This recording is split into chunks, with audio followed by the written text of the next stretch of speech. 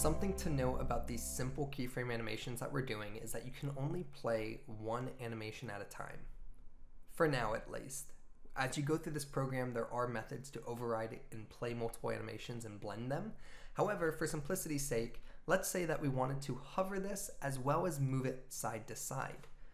There is not an easy way to perform this without creating additional game objects in a child-parent relationship. So we're going to avoid that until you get into a more advanced position so that you can create some really cool animations. For now, what I would like you to do as a challenge is I want you to create a cube. So we're going to create a 3D object in a cube and position it at 0, 0, 0. And we're going to drag it, let's say, next to the sphere.